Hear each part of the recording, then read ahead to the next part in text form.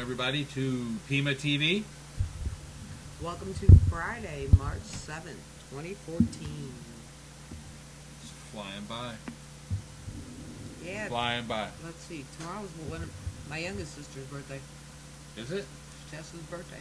Yep.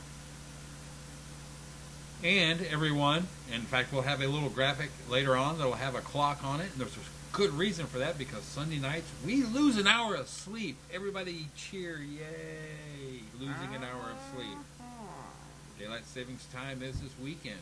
Well, technically, seeing I get up way too early to begin with, You're just I'm screwed. SOL, yes. Eh. Yes, definitely SOL.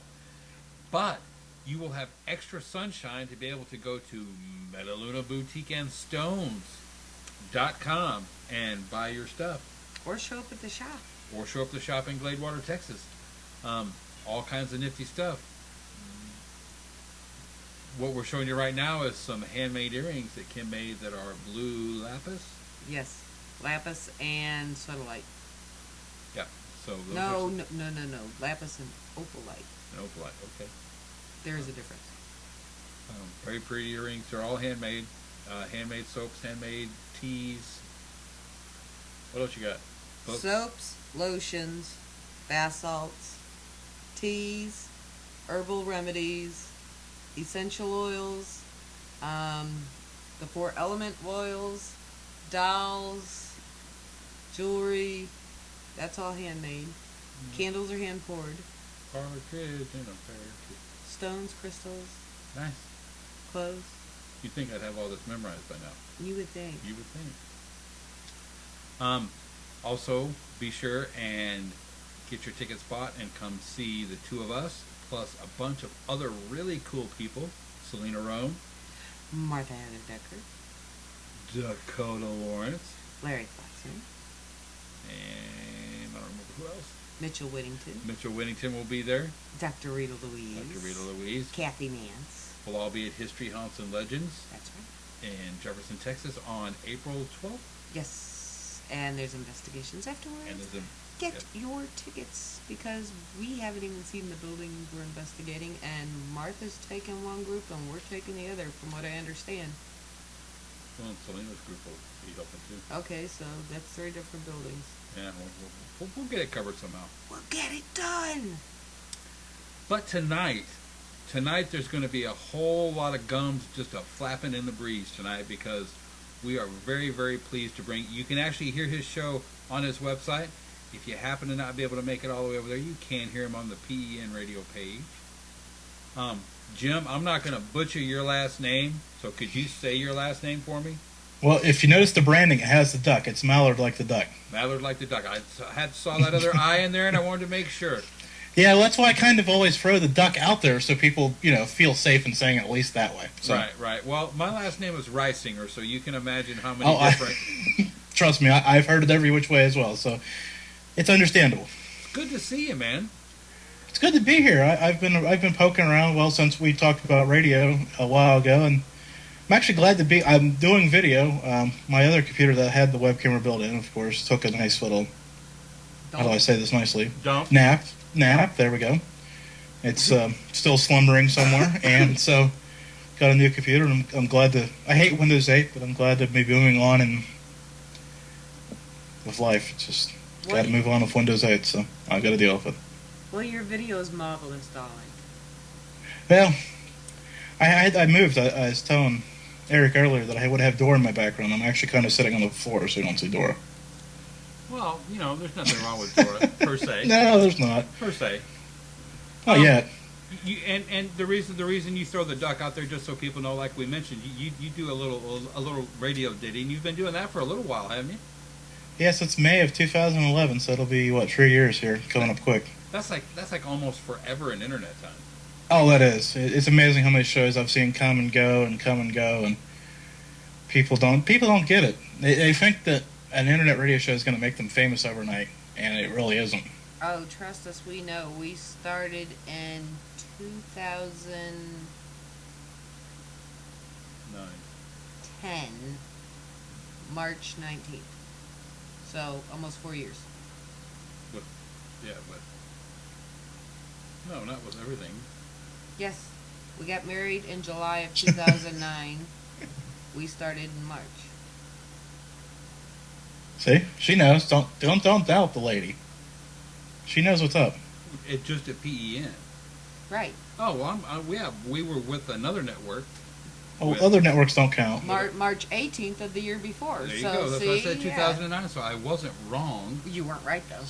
Wasn't wrong. Because we don't mention the other one anymore. It's almost like we're married or something, isn't it? Something like that. I could sense that. You know, and maybe that's something we ought to talk about for just a minute. You know, the longevity thing on the internet. It would seem like it would be easy to stick around for forever. It should be. I mean, there are no real limits. No, I mean, if you do it yourself, you can do whatever you want. But at the end of the day, it comes back to the drive and the desire to do it. Right. And after you realize that it's going to cost you how much ever money a month it's going to cost you to do whatever you want, I guess it loses the edge for some people. Yeah. Well, and then, oh my God, you have to put a little effort into it. Heaven forbid. Oh, a little, yeah. There's just a little effort into it. Well, and then you've got I've got this great idea. I'm going to do this fabulous show. And 3 weeks in, they've run out of material. Because they limit themselves. Yeah, when you get too wrapped into the niche, it gets hard to come up with material. Yeah, you can't really like talk horror movies on like the basket weaving channel. I mean, it just doesn't work. No. Well, unless it's Basket Case Review or something, but that movie's been out for a long time, so. Well, some people like digging up that old stuff and talking about it too, so. It can't be no worse than some of the new stuff. But even then, you can only review the one movie how many times? Well, yeah, but I mean, I guess that would be the. I can't think of any other horror movies that have basket in them, or weaving. I've never heard of the Evil Weaver. I think the best horror movie you could do a show on would be Friday the 13th, because that thing won't die. Yeah. It's kind of like the Rocky movies. Yeah. Or the stupid Saw movies. Yeah, and the last. Now they've got like De Niro in the Rocky movie. You've lost me. You've got to have somebody in there to withdraw something. Well, couldn't they get like Apollo Creed or bring back somebody that he's had on before? But I mean De Niro. You gotta go fresh. That's what we're just saying. You've got to keep the new ideas coming. So. Yeah, but it's not a new idea. They're rehashing the same thing. He's still hitting beef. You know what I mean? Well, too much old stuff doesn't mean you got to have something new and some old stuff and something blue. And let's have a marriage. They just redid Carrie. Yeah, I mean, tell me about it. Well, that all these movies are redoing. They see it as a check. That's the only reason they do it. They don't care about the artistic value or any sentimental value anybody has. Yeah. They know X number of people go see it because it was redone, and they do it, and they make their money. The only one I've actually seen do a good job redoing it, and that's only because he changed it, was Rob Zombie's Halloween. Yeah, he made it his own. Well, and that Jim, it's funny that you mentioned that because we actually got to interview Ted White, who has been training stuntmen since back in the John Wayne days. In fact, he actually was a stuntman for John Wayne. Wasn't he like in 7 of his movies? Yeah, he was in like 7 or 8 of his movies, but he actually owns a little company called West Coast Productions, which is like one of the largest production companies on the West Coast. Been around for 40 years. And when we interviewed him at Full Moon Tattoo and Horror a couple years ago, that was the exact same thing he said. That's the only reason they're doing so many remakes is because the bean counters control Hollywood now. You said up until 15 or 20 years ago, you still had an artistic chance of getting something made. You asked him what was the worst part about Hollywood, and he said the writers. There's a complete and total lack of imagination anymore. Yeah, because there's no chance of getting rich out of that either. So they're just going to recycle what they can. Yeah, to make a buck. So yeah, I mean, but that's sad. Oh, it's totally sad, but it's just what we're talking about radio, and that's what people do. Often recycle guests and try to make something out of something that isn't there, and that's why they get frustrated and quit. Yeah. So sort of like orb collectors. Yeah. No, I know. Your show has been all over the place. Oh, it is all over the place. And people ask me why I do that because I have to get it out there, to get it to the level that it needs to be at, to return on, to try to get a sponsor or two out there. And with the pool of internet, where we were talking about video and radio earlier, with the pool being so deep, that if you just think one site or one social media site is going to do it for you, it's not. It's just a waste of your time. No. Yeah, and that once again that boils back down to the work, and especially when you start talking about the paranormal field, because there's only so many times you can talk about orbs or. Are you trying to provoke something out of that orb conversation? How my EMF meter works, or oh my God, I had a K2 experience. Well, everybody could have a K2 experience because K2 will go off with anything. But yeah, I was gonna say K2 experience. I mean, that's kind of anyway. And if you could, I'm glad you could follow the TV shows because it's monkey see, monkey do. There's only so many times you can talk about all that without people starting to fall away because you're just repeating the same stuff all the time. Yeah, I try to go out and find the original guest, and it's tough to stay within the field and do that because it seems like every time I turn around, I get this bio from somebody, and you look at it, and they have 40 shows, and you're like, well, I'm not interviewing you because you've already oversaturated the market. Right. I think the best guess we pulled just like randomly was the professor who studied spontaneous human combustion. Yeah, that guy he was amazing. If I can ever remember his name, I'll send it to you, Jim. If you haven't ever talked to the guy, he's like the expert in the States of spontaneous human combustion. He's wrote like 3 books about it. That'd be cool. It's amazing. Yeah. It's always been a little fascination of mine to begin with, but I saw him on I can't remember Jeff the show. Belanger's show. Yeah, that would be it. And it was like, wow. So I did some digging around, found out how to contact him, and sent him an email. Yeah, one of my favorite guests is actually I found him as a Facebook friend. He liked my Teams page and put a little blop up about his site, and I contacted him. I said, "What in the world are you doing? I don't understand. I don't understand your blog at all." And we started talking about it, and that was a year or 2 before I started my show. And I said, "Hey, you want to come on and talk about your site?" Because that's all I knew about him was this site, and we talked a lot about it. And I come on, and he starts talking about time travel and these different theories of different things, and I'm like, where in the world did I had no idea that you were even interested in time travel, let alone you're just, I have all these notes prepared for you about your site and about what So it took the interview in a whole different course, but an interesting course. So, and now it seems like I'm not complaining, I'm just getting authors coming out it seems like every day I turn around want to be a guest on your show, I've wrote this book, and I'm like... Yeah, they tend to run in cycles. Yeah. It's good. I mean, they're good. I always tell people I enjoy having an author on because I know that at least they can tell me a story. Right. At least one. But at least one. You'll get like a mad rush of them for 3 months, and then they die down for about 6 months, and then it's another mad rush. It seems like I've had a mad rush for months now on it. I've probably got... I looked the other day, it was 75 requests from people to sort through, and it's all well and good. I enjoy it. Okay, delete my But then 60. they start this whole process of coming back at you like I haven't heard anything from you, and I'm like, I told you it'd be months before I got back and started booking guests. Well, a couple of them you need to watch a couple because they'll send you the book, and then they'll send you a message 6 times a day. Have you read it? Have you read it? Oh. Have you read it? See, I don't. When people ask for my address, I don't even bother having them send me the book because I won't even read it. So, and so all our viewers can see. If they want to send me an electronic copy, I'll skim it, but I won't read a book. So all our viewers can see the clock. Daylight savings time. It's Sunday. Oh, that's horrible. And to answer your question about the orb thing, that silly thing going around on Facebook, when you die, what kind of ghost will you be? Oh, I don't even pay attention to Facebook anymore. Yeah, I'm an orb. Ugh. Hey, I got poltergeist. I'll probably get nothing. It'll be like you're just going to hell. Residual? No, it'll like crash the server and pop up something weird. Well, what, Jim, just personally, what is your, when it comes to the paranormal, what is your motivation? Do you have a personal motivation to be interested in it, or is it just something that's cool and? Yeah, well. The funny thing, let's back it up.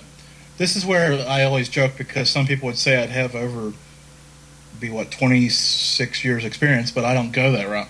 When I was little, my mom would take me over to the cemetery and I'd talk to headstones for hours while she'd be doing, whatever care she needed to do with grave sites. Never bothered her. And then And then as a teenager, I was into the X-Files and the paranormal and the UFOs. I wasn't into the ghosts at that point, but just the extraterrestrial thing. It was pretty cool. And then I was in Gettysburg with my 6 or 7 month old son. He started babbling off in a corner like I've never heard him babble. And this medium, I'm going to call him a medium, I still not convinced to this day. He was a good storyteller, amazing storyteller. Mediumship skills, I'm not sold on. But was saying, oh yeah, your son's talking to this, and he had the dowsing rods, and they crossed, and it was just, was fascinating. I don't want to say it was a good show, but it was definitely a good show too, because I'd never seen him act like that, and there was nobody else. There was me, the storyteller, my wife, and a guy we had with us, and that was it in this room. So it wasn't like there was somebody pulling tricks on us. I mean, this babble was genuine. It was made me ponder spirits, and then we went out to the battlefield the next day, and I kind of caught something out of the corner of my eye, and opened a conversation with my wife about, is there such a thing as ghosts? But it didn't really go anywhere that was probably June or July. It didn't go anywhere until the next April, when we found somebody else that had a similar kind of experience but wasn't in Gettysburg, and we started talking about it, and we said maybe we should form a team. And ever since then, we've been investigating, talking. I prefer to talk about it to investigating it, but that's just me. Yeah, the whole, everybody, from what I've gathered, everybody that has any kind of staying power or will stick around for any length of time in the quote-unquote paranormal field, they have enough personal motivation and enough experiences that they can't account for. It's not unusual. It's the people that don't have that. They're the ones that fall off. Again, it's the people that are seeing the TV shows and saying, hey, this is my chance to be a star. Well, I'll just ride this ticket. Well, and here's the thing. Kim actually phrased it quite well a couple of years ago. It's called the Black Suburban Syndrome. and that kind of sums it up, because everybody thinks that just because, and as much as I hate to say this, I've seen it online doing either video or radio. People think that they're gonna get a TV show, or they think their radio show, or their radio show already has 2 million listeners. Oh well, let's hold pause there. They don't have 2 million listeners. But that's here or there. I know they don't, and I've made a point of trying to explain, especially to all of our new hosts. I'm not going to get you 10,000 or 1 million listeners, but they're not either. No, that's one of the things that really grinds me. I was actually talking to somebody the other day, and they told me they have 5 figures every time they go live, and I said, no, you don't. No way. No way. You would be A, on terrestrial radio, and B, you'd be getting paid to do it. That's right. And people would know your name, and you would have more than 400 fans on Facebook. Yeah, and you'd have no problem getting advertisers to give you money to have their stuff displayed on your show. Oh yeah. I mean, I'm at that point. I'm teetering on getting people to pay me money. Not a lot of money, but we're kind of at that point right now with PEN too. It's a fun point to be, but it's a frustrating point because I've had a few people pay me money. Now I know I can do it. It's just finding the people, and with the economy being as miserable as it is, it's difficult. Yeah, it is bad. But and the other thing, real quick, is I'm looking for a global product. Like books are good. I don't want somebody said I had a local business owner that knows I do the show, and they said I'll sponsor your show, whatever you need, just I'll write the check. And I'm like, dude, I probably have 1 or 2 listeners maybe that would venture in your store. It wouldn't be worth it for you. That's right.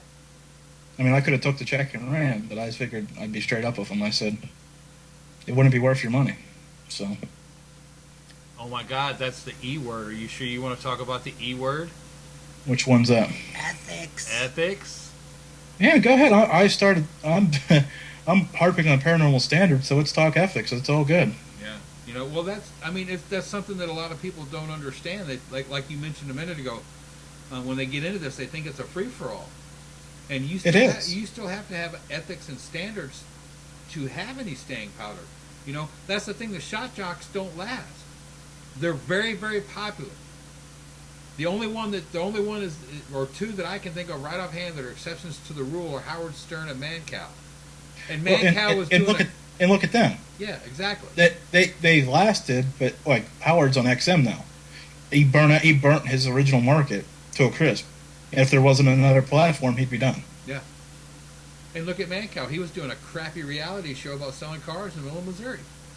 Yeah, had to keep the interest up. Yeah, just to keep his name out there. So I mean, that's a big misconception. Not the passion that people have when they get started.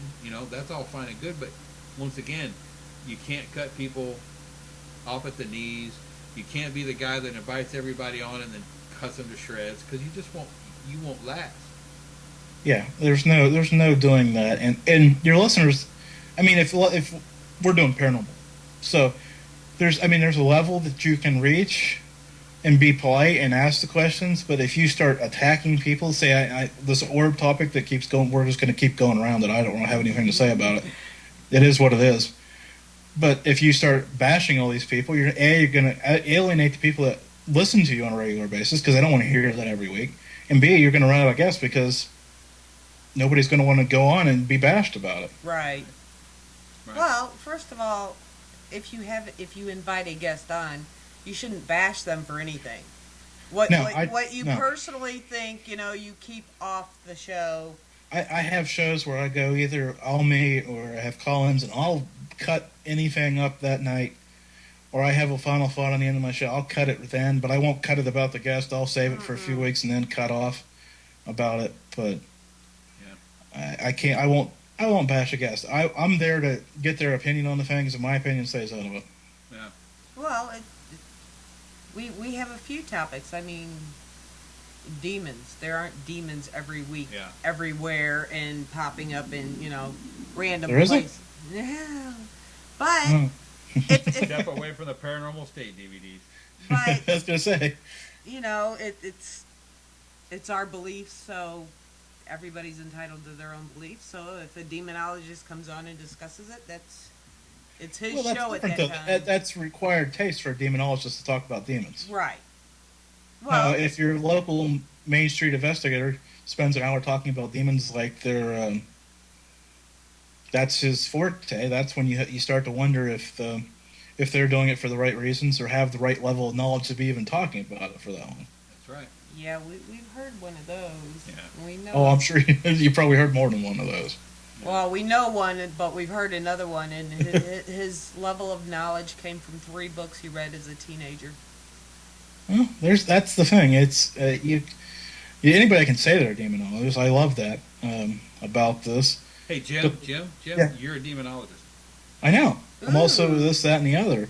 Certified EVP expert, whatever, however you want to put it. You got a certificate? Wait. Oh, I'll print you one. Don't worry. All right. $49.99. You can have about. I'll give you one, and you take PayPal. You can frame them both up there. You take PayPal. Nice. Of course I do. Who doesn't? No, I want the little index card laminated that says I'm certified. Oh, you want the business card size? Right. Okay, that's $39.99. So I can put it in one of those card sleeves and clip it to my shirt when I go out in public. I've lost. You were talking about standards and ethics. I've joked about building the worst paranormal website ever. And I'm probably going to do it over the summer when I'm a little bit slower and the kids aren't so wound tight.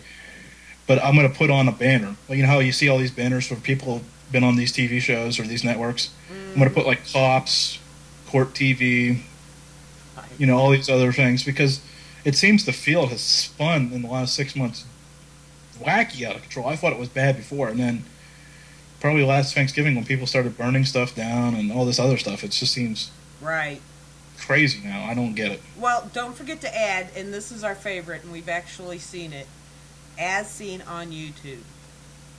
As seen on YouTube? Yes. On a banner. Yes. On a banner. At a conference. As seen on. Wow. Who isn't on? You could take Grumpy Cat, and Grumpy Cat could have on the bottom of his banner, or her banner actually. Her. As seen on YouTube. It's ridiculous. That... We've even kind of, one, because we moved away, but we even went to one of the Hannah House meet and greets a couple of years ago.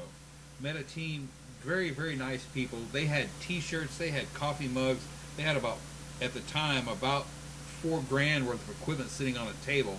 Had a pavilion with across the top of the pavilion had their team name. The trifolds, the business cards, the bumper stickers, yeah, the whole everything. Gamut. When Kim and I together walked up to that table, we said, hey guys, this is a great little setup you got going here. You guys get out a lot, or what's your favorite haunt? What's your favorite haunt, or whatever? Said, well, we don't know quite yet. We're going to go out on our first investigation tonight. You need to track that guy back down. I have some radio promotions that I need to sell him. I've got some. Apparently, he's got more money than Brian, so this should be pretty quick. I've got some real estate I need to get him dump off on him. Come on.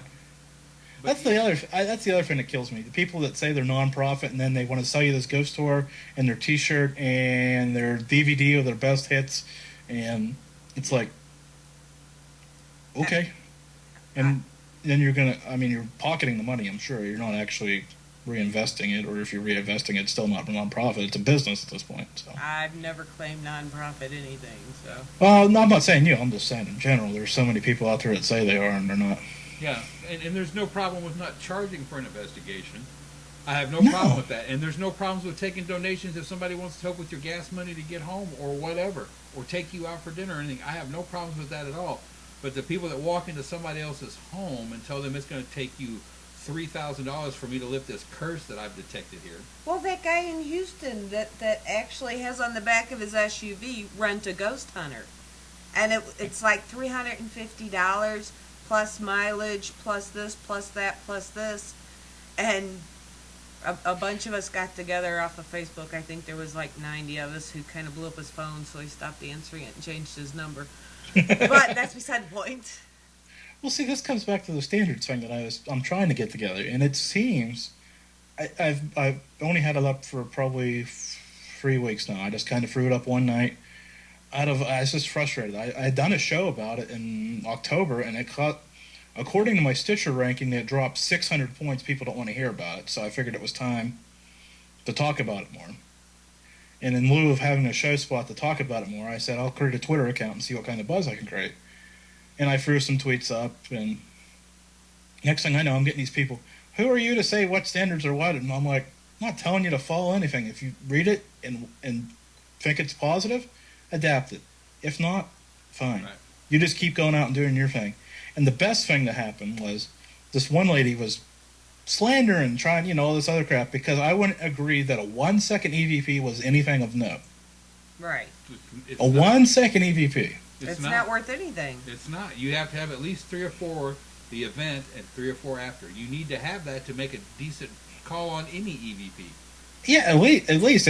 My joke is it's got to be longer than the Vine video that's 6 seconds. I mean, I that night, it was a show day, so that night I was listening to my show back and I cut 1 second pieces out. I'm pretty sure that I had a demon in the studio with me that night, or something weird was going on. I'm not exactly sure. Yeah, when people send you that and it's like, click, what? So I guess I should explain this a little bit more before we get off topic again. My goal is to, like I said, just increase awareness of things like 1 second EVPs. That's stupid. Just simple things and build it up, because everybody says they want to be science, science, all this science, but they'll do stupid crap all the time, like 1 second EVPs or use a flashlight or a K2, and it's like you don't even realize what you're saying. You're talking out both sides of your mouth, so let's start focusing. I mean, it's going to take, I don't want to say 10 years, but boy, if we can start tracking people in the right direction, we'll be better off. Well, you can kind of tell from what's on the television that most of the shows are on the downward slide. I have a theory about that, too, and this isn't going to go popular, I'm sure. This is where people are going to hate me. Ghost Adventures is in its last season, or it's very close to its last season. Got moved to Saturday, which is the worst night for cable TV shows. They're paying for promotions on Twitter. Well, it's also the worst night for paranormal people to watch, because most of them are out doing it. Yeah. Yeah, well, their target audience is probably younger than most people that can drive, I think. Oh yeah. Or at least that, in that small driving window. We've met Still not old enough to drink. We've met 2/3 of the team. One of them I love, the other one not so much, and one we haven't. I'm not one to pass judgment on the people. I mean, I've interacted with some of the other TV people, not those guys, but they're nice people. It's just how they're portrayed on TV. Right. So. No, we know a lot of them that we've actually met and hung out with a lot of them that are on these shows, and most of them are great. I would hang out with them anytime. There's a couple that I'd prefer to punch in the throat, but that's beside the point. Well, that's the same with any walk of life, though. Yeah, and I just want to point out real quick, I actually have gel in my hair, but my T-shirt isn't super tight. I just wanted to point that out. I'm wearing my Batman shirt because I thought about put something fancy on for you, but well, you don't. Yeah, well. Anyway. Hey, he wore the hat. What else do you want? Yeah, I wouldn't go out the cap. That's actually black. Well, it used to be black. It's kind of gray now. But looks green. Right. It's actually a weird shade of gray, black. It's a couple years old. I have a new one ordered, but it hasn't got here yet. So. On your show, Jim, have you had some shows that were extremely emotional? Yeah, well. And how did that affect you, or does it kind of weird you out, or? Well, I did a show last May. I want to tell you that I knew it was going to be emotional for me because I was doing a memorial for a friend, so that was tough. But the shows, there hasn't been a show where it's, well, I guess there was a show way back, probably 2 or 3 months after the show started. Towards the end of it, me and the guests just were exchanging, I don't want to say blows, but it was intense, and it was based off something somebody said in the chat room that he took the wrong way, apparently, and I didn't want to be in the middle of it, but you know what? At the end of the day, if he's going to start running his mouth about, whatever the person said, and I didn't think it was right anyways, I'm going for it. So, yeah. Funny thing, I haven't heard from him since, but whatever. It is what it is. Yeah, we've had some guests on before that have never called us to want to come back, or... Oh, I don't worry about it. If they don't want to come back, that's fine. Yeah, that's something... But then we have a few that are like, "What are you doing this week?" Yeah, they want to be on They want to be on once a month. And we love them to death because, as much planning as you try to put into the show, it's always good to have 1 or 2 people in your pocket that in case somebody cancels out. Yeah. That's that. Yeah. It's always good to have somebody you can pick up and say, "Hey, let's. Can you do this?" Or "What are you doing in 5 minutes?" Yeah. Right. Turn on your computer. And you know what? That's the really weird, the really strange thing. The people that sometimes that you would expect to be absolutely, balls to the wall professional, are some of the most disorganized, late, won't call back, won't confirm. Don't speak during the show. Or won't. Oh, I hate that. I've never had somebody that won't speak during the show, so that's got to be a new one. It's the ones we've only had like 3 or 4 over the last 4 years, but it's one answer question. You ask. I guess I did have a guest like that, but it was just him. That's how he is. Right. I didn't realize it until I had him on. So this is how weird it is. I heard him on Coast to Coast. We had booked the date like the day before. I was up that early to hear Coast to Coast. Turned it on. Bam, there he was. I'm like uber excited because, he was on Coast to Coast before he came on my show, so that gives him that extra level of people know who he is. And, but with that show, with the breaks and all that stuff, it didn't seem as apparent to me at that point. Right. As it was when I had him on my show, and it was, so you do Bigfoot research. Yes, I enjoy researching Bigfoot. Oh, well, Cricket. see, you Cricket. still got more than we did. We had one guy who literally talked nonstop for 3 hours the night before when we were doing a trial run, and then it's like, so... He got it all out the first night. You should have just went with it. Right. Yeah. It's like, so you are the founder of a paranormal team? Yep.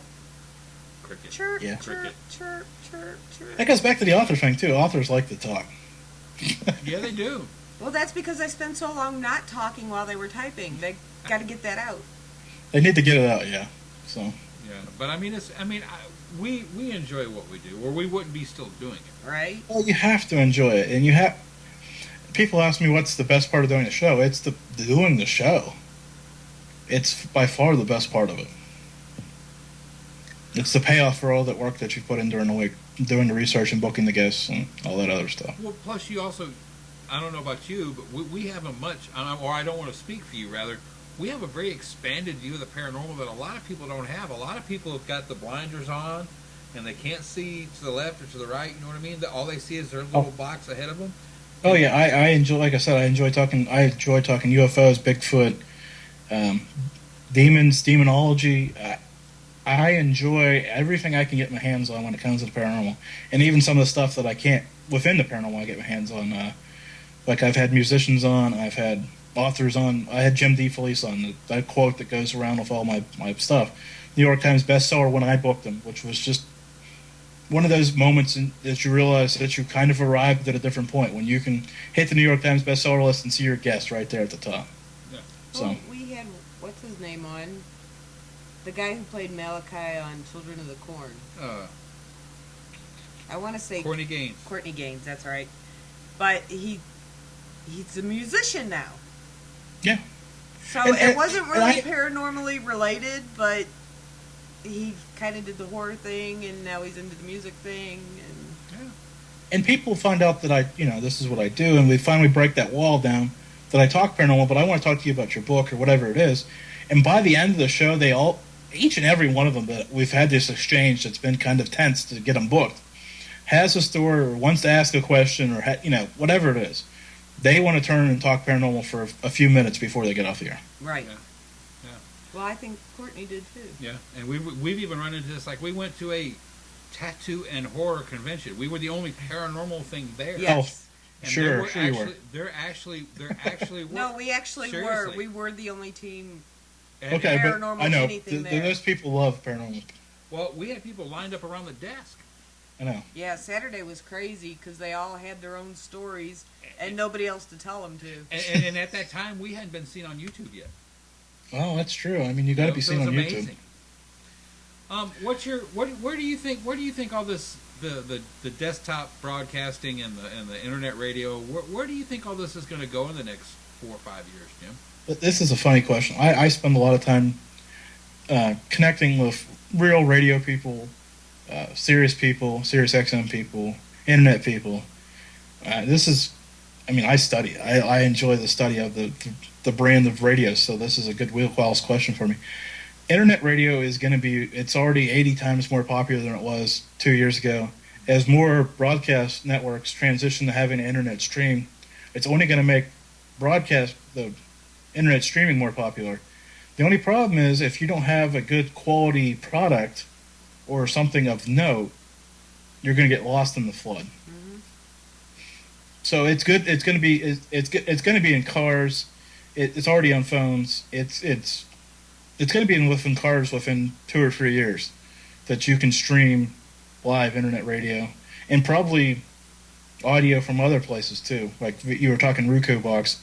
I would imagine that's all going to be connected in at some point within 5 years, so your kids can watch whatever via in the back. Technology is going to take us places. I mean, it's already anything you want you can get via a smartphone. So it's just a matter of time before that technology gets built into a car. So internet radio, podcasting, videos, it's all the arrows are all pointing up, but you have to have something that people want to see or hear. I would agree. That is. I don't want to sound like what we do is better than everybody else, but there is a lot of stuff out there that's just not worth watching or listening to, depending on what medium you're listening to.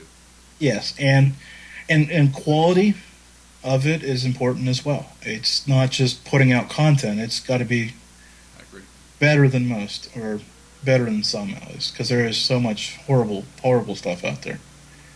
But don't you think some of that will fall off, or do you think it's just going to get worse? It is going to be a vicious cycle, I think, for a while. We're just going to I'm going to talk in the genre here for a little bit. As people fade, they're going to leave their horrible content up for a while, and then somebody else is going to be hearing it and say, I could do better than that, and they try it for 4 weeks. And there's going to be a lot of fractured shows out there, but after a while, the cream, so to speak, will rise to the top, and that's just what's going to happen. And there's going to be, at some point, there's going to be a few high water markets, this network, are the paranormal networks. It was that way for a while when this internet radio first started, and then that network got blown up internally, apparently. I don't know. I wasn't there. I won't speak too much about it, but Well, from what I hear, it just imploded in on itself because of ego. It did. And I know exactly the one you're talking about. yeah, I mean, I've familiarized myself with enough hosts that were there that, left and did their own thing, so something happened there. But again, it's good to be on the internet, but it's all you've got to connect with people. You can have the best streaming show or best video show in the world, but if you don't have a base that's willing to help you push it around, you're not going to go anywhere. Right. Okay. So basically, it's like paranormal teams, because we keep getting this influx, and Mm-hmm. you get the newbies who are all hyped up, and they get out there and go, I gotta listen to 8 hours. What? Yeah, it's one of those things where, it's like swimming. You run off the pier and you think it's going to be great, and you jump in the water and it's deeper than you thought it was, and you can't walk back to shore most of the time. Right. Most people can't. If you can't swim, you can't make it. And even if you can swim, you don't necessarily want to go back out and jump back off the pier next week. And people, once again, people don't realize exactly how much work, really, especially for a weekly broadcast of any kind. That's 52 weeks. That's 52 different people you've got to contact with, or At least. At least. Mm-hmm. And That's if you're shooting perfect. You got 52 people you got to connect with. and then Well, and we've had shows with 5 guests on at the same Same time. time, so That's just craziness right there. and see, like Jim. Hey, we did good on that show, actually. See, Jim. Well, and here's the other thing. I have a Danielle. She's probably going to listen at some point. She's my I don't even know what to call her. She's my keep track of me whatever person. She's your right-hand person. Yeah, she does my show notes while I'm on the air, and she does a little of this and keeps me on track when I get these crazy ideas that I want to do. And she says, you got to do this first and this before you go do that. So, and I love her for that, because she knows that I spin at 180 miles an hour all the time. Like 2 a.m. in the morning, if I'm up, I'm going that fast. So she realizes that it's a tough task, wrote me in, and she volunteered to do it, and she does a good job of it. But she says, so how many hours a week do you spend on your show? Because we talk via Twitter, and I'm always, she's always sending me messages, and I'm sending back, writing notes, booking guests, building websites, connecting, networking, all this other stuff. And I just said 10 hours, and she said, you're a liar, because you put 3 hours in on show day. And I know that you put more than 7 hours in other days of the week. So I said, well, you tell me how many it is. And she told me it's probably closer to 50.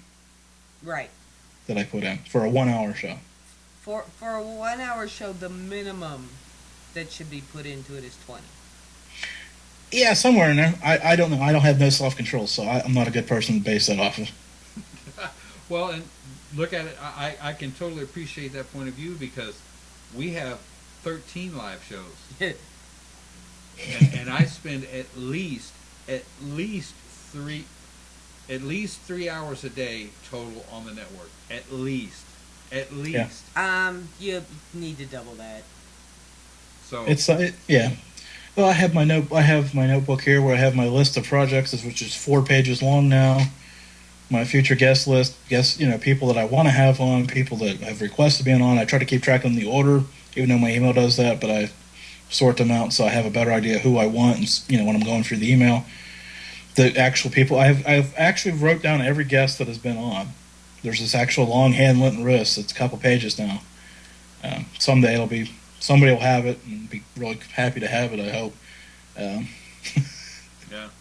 The original I still have because I was doing a show with a co-host, and that did not work. We're not going to rehash that.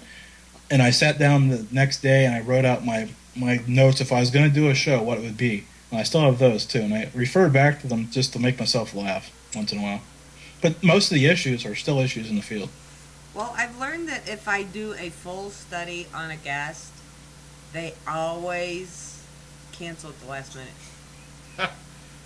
Seriously, so what I do is I'll go and find snippets. I won't spend hours. I will a few minutes a day until the show. But This is weird because I've done like 4 different methods of preparing for guests. I would sit there and just write out a whole bunch of stuff and go over prepared. And then I stopped doing that because it became too scripted. I hated that. So I quit. And then I just started winging it, which didn't work either because I didn't know enough about the guest 10 minutes in to keep this conversation going. Right. So then I started writing 16 questions, which I thought was an absorbent amount of questions until I ran out of them a few times. I'm like, what am I, and that became old because then it felt really scripted again. So now I'm writing 20 key words or phrases, depends on, what's going on. The mood. Which, it sounds like a lot, but sometimes I end up crossing off 2 or 3 of them when the guest gives me an answer.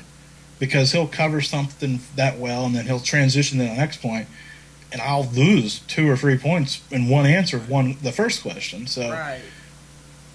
But the words keep it more fluid because I'm not reading. So, what is your favorite or whatever? I hate those favorite questions, but if I have EVP, then I can say, so tell me about how you process EVPs, or I can, it depends what the last question was. Or how they answered it. So it gives me much more flexibility, and it gives me something to go off if my mind just stops working. Right. Well, and plus, the chat rooms. I mean, maybe we ought to speak about that for a minute, because that's like the greatest, that is the one single different thing. Well, my point being that it's the one single difference between a regular talk show that you can't interact with on television. Oh, yeah. Eric, I guess here's my poo-poo on chat rooms.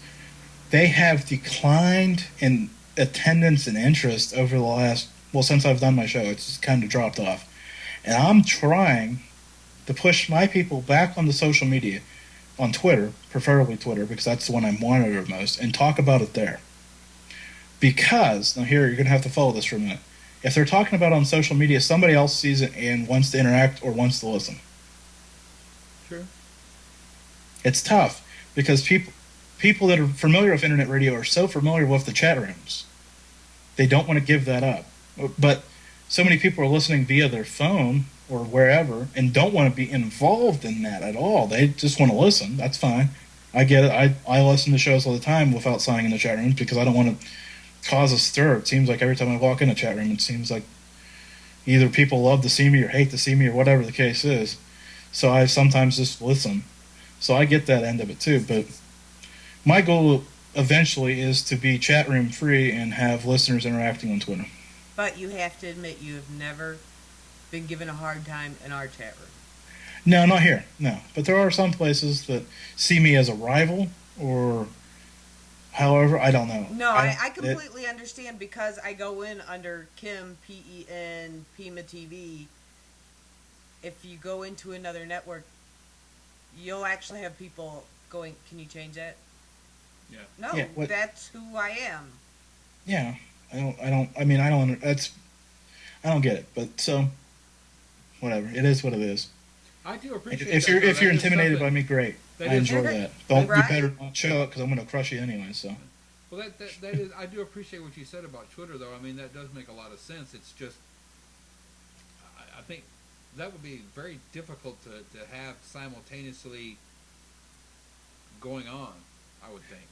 It is, but it's also easier. I've been trying this for a few months. It's not an easy transition, like I said, for my listeners. But it is easier because it kind of cuts down the junk as well.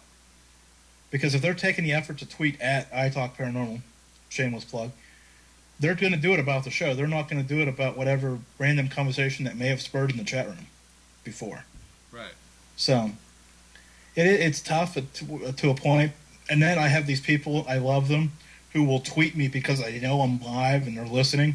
They'll tweet me a cat that's holding a gun or something just to see if they can get me to laugh. Right. Which is probably back to that chat room garbage. I'd rather have that at that point because I don't have this visual popping up. So, I don't know. But I think the connection, the outside connection, people that are wondering, why does that person keep talking with this other person about mediums and getting, whatever, or it's good.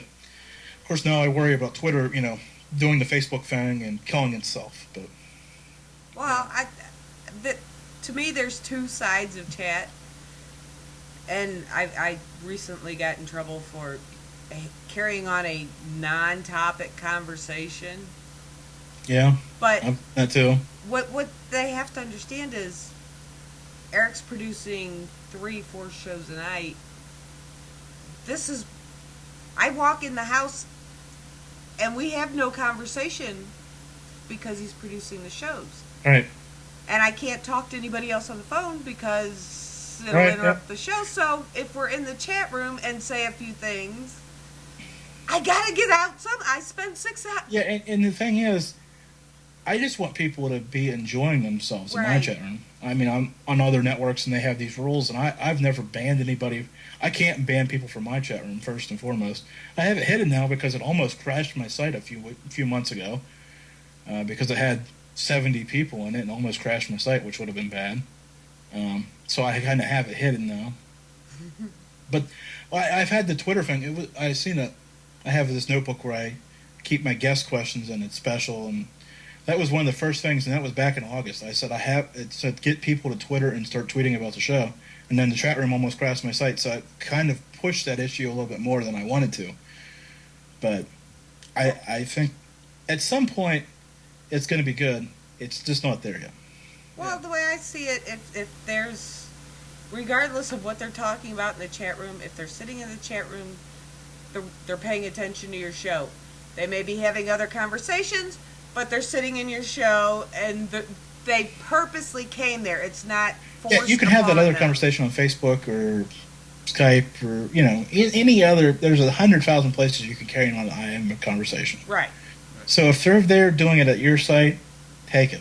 Right. Absolutely. Well, and that's, like you said, that's a fine line. You don't want it to be disruptive. You don't want it to affect your website's ability to stream. But it's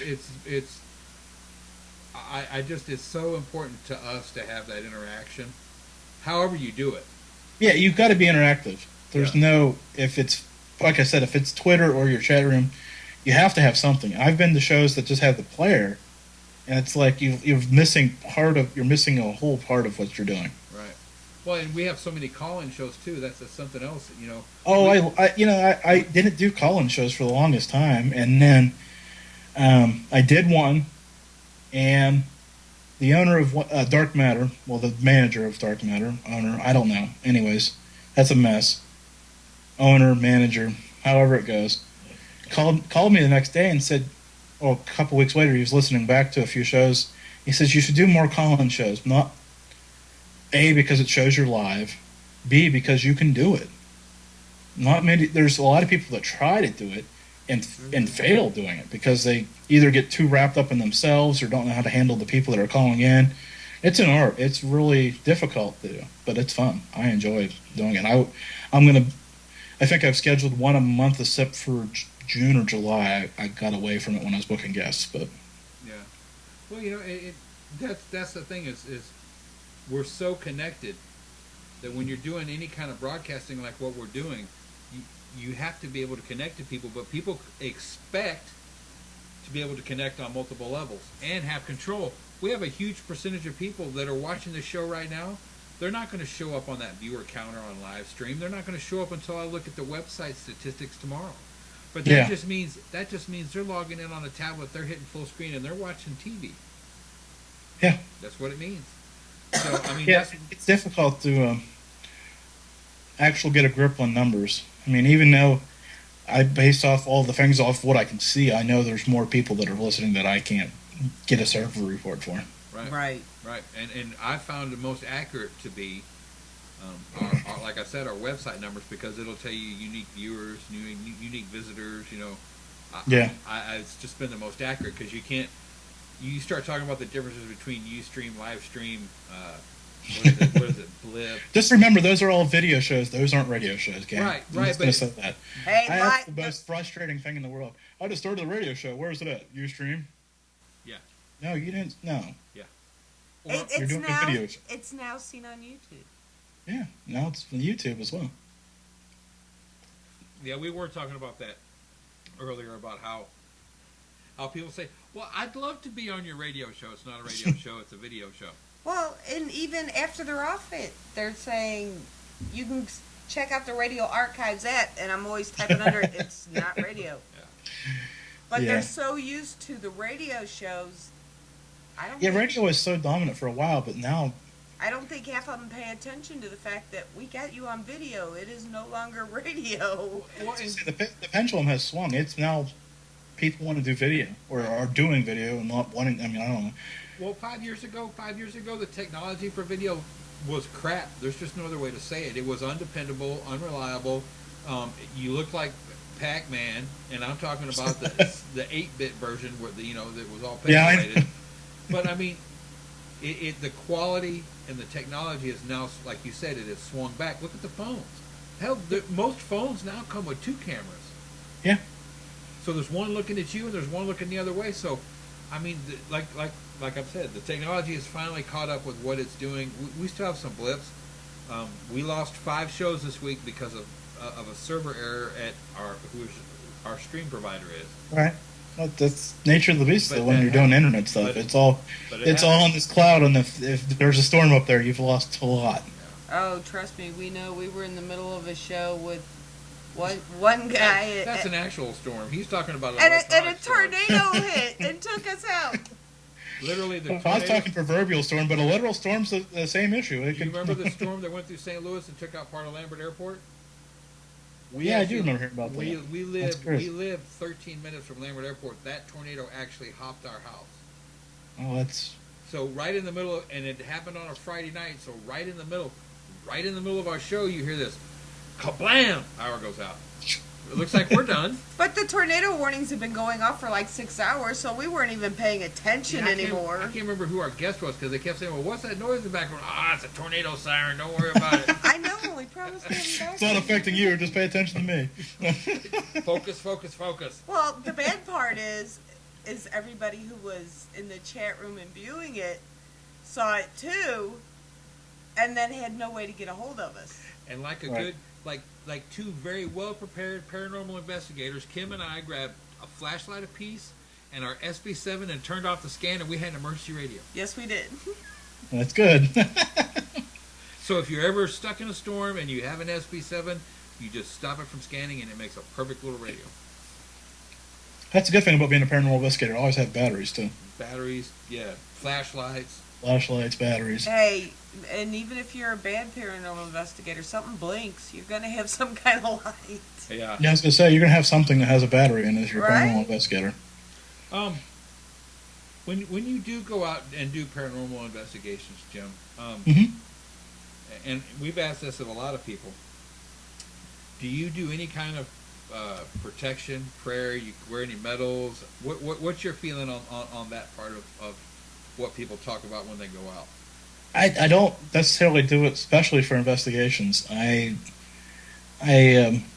keep the spiritual element in my life all the time, so it's not. I don't worry about things on an investigation. I just worry about things. I don't even want to say worry about things. I try to keep the good around me and the bad away from me and everything. So I don't. I did wear a cross for a while, and then I gave it away actually to somebody, and ever since then I've just kind of said, hey, when I put this hat on, it's good to go. We're going to be good. We're going to be good and positive, and nothing's going to bother me, and nothing has so far. So. Yeah, well, that's the way we are. You have to be positive, and you have to be focused. You can't. Yeah, you're there to investigate. That's what I always tell people. You're there to investigate and keep things in the prism of investigating, and keep things on task, and don't be live tweeting or posting pictures or look at this video I got on my phone. Well, yeah. Between us, we've got a decade's worth of broadcasting experience on the internet. If you had one thing to suggest to somebody that's starting their first show tomorrow night, if you had one thing to suggest to them, what would that be? Give it 6 months and work your tail off. Good advice. That's really good advice. And expect the unexpected. Yeah. Yeah, it's not. There's going to be a show that you're going to go delete. Mm-hmm. I've had a few of those, and there are going to be nights that you just get all frazzled because your wires are crossed and this, that, and the other, and you've got to soldier through it, and you've got to say, hey, I'll be back in 5 minutes. I've got to restart everything and come back and hit it. And it's not easy. And but it's never.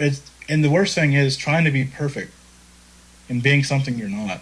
That's the other thing. You've got to be true to who you are. So I've got some messages from people that I should try to articulate more or whatever. There's been a bunch of them that have said you shouldn't laugh on air because it's unprofessional. And I said, I've never claimed to be a professional. So if you want to hear, being on Dark Matter, which has its connections to Art Bell, the thing is that Art is a different style broadcaster than I am. You're either going to love me or you're going to hate me. I can't control that. We're two different cats. Art was on radio before I was born, so you've got to remember there's an old school and new school thing going on here. Yep. Well, Go ahead. I'm sorry. No, it's just sometimes people want you to be somebody you're not, and you can't try to please everybody all the time, because if you do, you'll end up hating yourself and quitting doing your show. Yeah, and that's exactly what I was fixing to say. You can't respond to every critic. You need to take your show, make it your show, do it your way. That's totally it, and that's why my show is called the Malliard Report. Because after that bad experience with that co-host, I said at the end of the day, this is going to be mine. I'm going to own it, and that's the only way that I could feasibly say to myself, I've got to put my name on it, because if I don't, I won't have that drive and that passion for it. Right. Yeah, I totally agree. And do what you got to do and work through it. I mean, I did a radio show and had laryngitis for 2 weeks. Yeah, I was in the emergency room Monday night with bronchitis and an ear infection. I went live Tuesday night. Yep. There was no question. If the show would have been Monday night, I would have probably had to think about canceling. I probably wouldn't have went to the emergency room. I probably would have did it and then went. It's that consistency, because there are so many shows.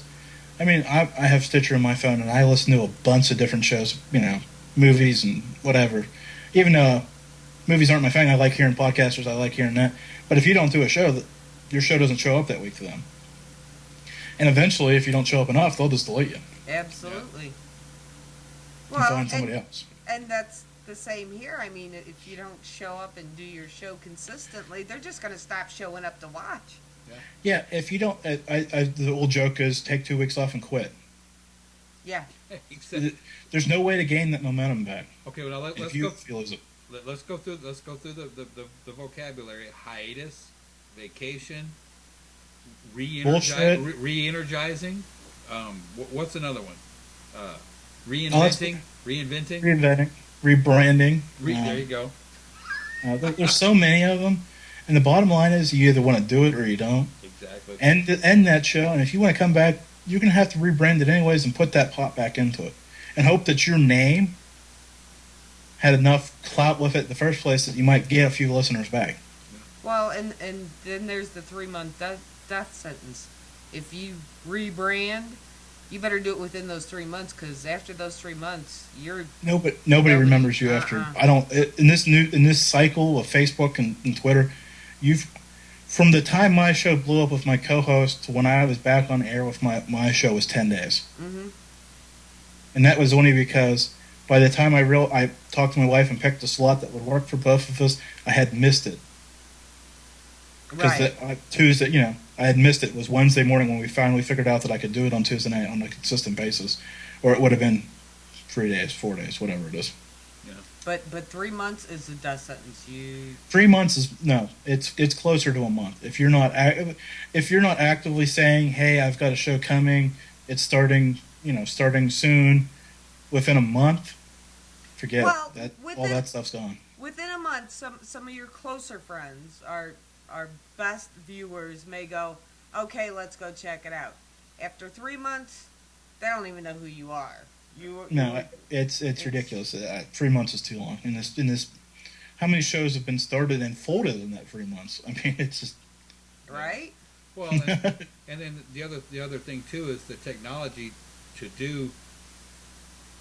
You know what? I don't even want to talk. There's another major broadcasting place that does a lot of stuff on the phone, and I just don't want to mention their name because I don't want anybody to think it's slanderous or anything. But they've kind of it's a huge boiling pot of oatmeal. Yeah, and I like I said, I'm connected with all these different people, and they said, I went to Blog Talk, or you didn't want to say it, but I'm going to say it, and I searched your name, and you've never done a show there. Why is that? And I told them, I said, I'm not crazy about the audio quality. It's too easy. Anybody can do it. And it's impossible to find a niche in there because there are so many there's so much volume there. And but people don't understand. I'll lay this out there since you don't want to do it. When you buy a package there, you're buying listeners as well. Yeah. People say they have these thousands of listeners. I don't know if it says it in their current package details, but it used to that you'd get like 5,000 impressions. Well, there's 5,000 listeners. They're just not calling it listeners for you. They want to sugarcoat it so you think you're getting something special. So everybody's getting all these thousands of listeners thinking they're doing great. Meanwhile, they're just paying to have these stats added to their numbers. So, also, and we've dealt with networks that have, you go by the people, the viewers in the chat room, and then multiply it by, no, you don't. I'll run this for you. I used a little algebra. I was on a radio guest list page, and the host boasted this many listeners. So I went and found their Facebook page, and I found they had we'll say they had 10,000 listeners and 23 Facebook fans. Mm-hmm. So I did this multiplication based off, they had a 2-hour show and all this stuff, and the rate of listenership for my show based off Facebook fans and whatever it was, came out to about 240,000 live listeners. Right. I don't have that many live listeners. Well, some of these on Facebook. We had 10,000 listeners last night. No, you didn't. Alex Jones is lucky to get that number.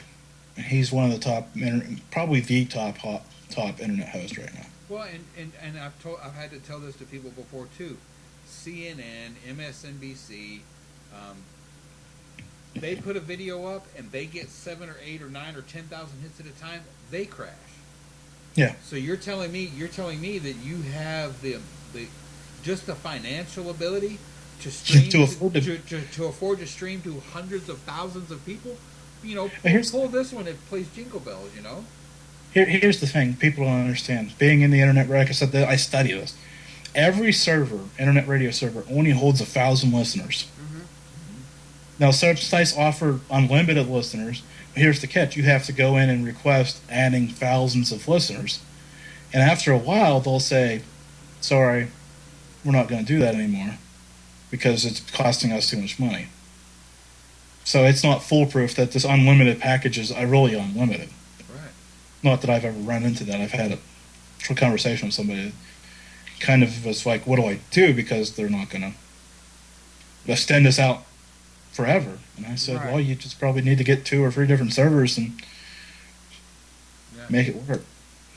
Yeah. Oh man, it's so sad that it seems like there could be so much good work. Well, let me back up. There is a lot of good shows out there. There is a lot of awesome content out there, but it's so sad that there's that one apple in the bunch sometimes is ruining it for so many other people or discouraging people from doing shows. I can't tell you how many people I've talked to that were like, "Well, I'd love to do a show, but we don't have the ability." And I'm like, "Do you have Skype?" Yes.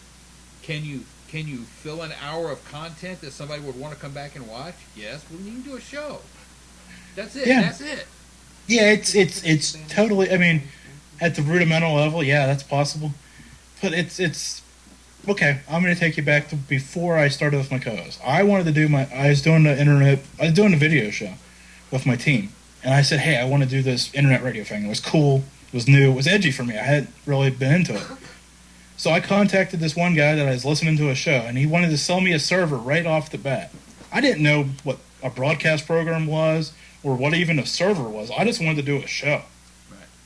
I'm like, okay. Next guy owns an internet radio network, hosts a really popular show. Hey, I want to do this. Can I come on your network and do this? Every time I messaged the guy 4 times, he was always too busy with his own show prep to give me an answer about anything I was going to ask him. Gotta go. Finally, the third guy said, sure. And that was it. didn't tell me anything about a broadcast program or anything. Right. So I finally hung around his network enough and found somebody that said, "Hey, yeah, come on, host with me. We'll start a new show." Which was probably it was one of the best and worst decisions at the same time that I ever made. Well, so. like when we started, in case you don't know, where we started at it was PTN, no longer on the air. Right.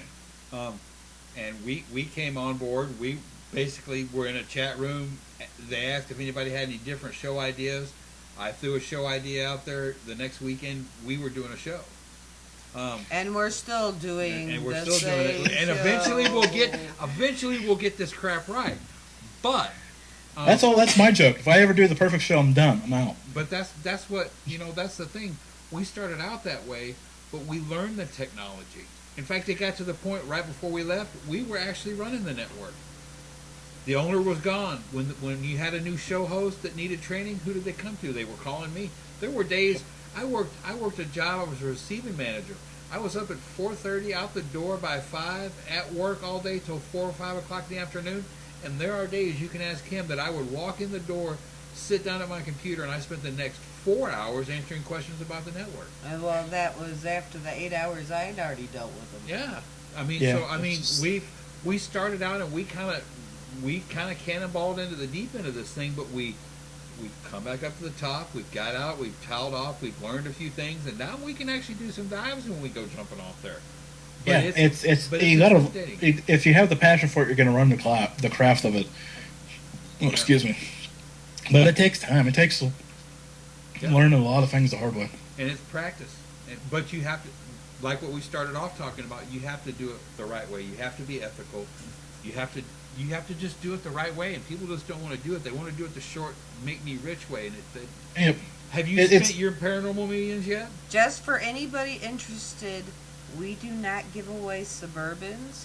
Right. We don't have catering trucks. Or black T-shirts. And our exotic locations right now is Sonic. So don't. But people. One of the things we've always tried to focus here, not just with Pema TV, but especially with the network, with Fair Encounters Network, we've always wanted to give out good information. That's what we've always been about. And drama free. Well, that's important as well. There's so many. Anyways, we're not even going to go there. Yeah. Unless you want to spend the next hour talking about stupid people. Well, like you said, there's been networks that have imploded because of egos from the inside. That's just drama. Yeah, and we avoid a lack of institutional control, I think, to a degree, from what I can figure. No framework for no chain of command, blah blah blah. Yeah. Yeah. So. And there's a lot of networks. I hate to say this. I don't want to say this too loudly, but a lot of networks still presently don't have a solid idea of what their vision is or where they're going. That's right. They just want shows. They just want to do it. It's tough. Well, they don't want to promote their shows, but they want the shows to promote their network, and it's just horrible. Well, people hate me on Facebook, and they're just now starting to hate me on Twitter because I know since you've had it on, I know you've seen what happens to my Twitter feed. Yeah. So. Well, that's fine though. That's one of my owners of one of my networks says, "Why do you tweet so much?" And I said, "Because it's free. It's the only reason I do it." Yeah. And I found a Twitter program and I started using it last July, and my podcast downloads doubled within 2 months, and I haven't stopped. It works. Yeah. Yeah, I have strange people adding me to Twitter, and I don't even believe. You just add them, and you just go with it, and wherever it goes, it goes. And I found a lot of amazing people via Twitter. And well, I started it, and then it kept irritating me because I have more to say than 140 letters. But well, you got to break it up and just say it. So I kind of walked away from it for a little while, and I'm getting like daily, so-and-so has added you, and I'm like, okay. It does make you think. Twitter, I mean, it does actually make you think, because you can't just like verbally throw up like you can on Facebook, where you can just type in 12 paragraphs or something. See, I've never been a person to type 12 paragraphs, so that's why Twitter, it's just right in my wheelhouse. I'm just going to spit that line and let it go. All right, whatever Jim, it is. What day and when can people find you? They can find me at italkparanormal.com, which is where my show is. Tuesday nights, 9 p.m. Eastern. Figure out your own time zone. I tried to remember them once and I can't do it. I found Eastern time seems to work for everybody, so that's where I'm at, so it works for me as well. All sorts of different guests and call-in shows, and it's just fun. I just try to have fun on the Malliard Report. Who's coming on this coming Tuesday? This coming Tuesday is David Roundtree, a familiar voice to you, I'm sure. Oh yeah. We've had him on more than once. Yeah, he's amazing guest, and he's actually the only person that I talked to from like I said, the show with the former co-host. He's the only person I still talk to that was a guest, or I don't talk to the former co-host either. So it's kind of cool. Yeah. Well, he's also kind of fun to hang out with too. Yeah, I've had better conversations with David off the record, off air than I have on the air, and I've had some pretty fun conversations with him on the air. So yeah, same. I would have to agree. Same here. Well, Jim, we've kind of come to the end of the time. You got to come back more often, man. We got to do this more often. Whenever you want. I like to talk. I like to talk radio. I like to talk paranormal. That's what I do. So. Yeah. Well, what else you got, Kim? I got nothing. Not this Saturday night, folks. Next Saturday night we will be having our meetup at Metaluna Boutique and Stone. So if you want to join us, come be a half mooner. Sunday. We have a new show Sunday.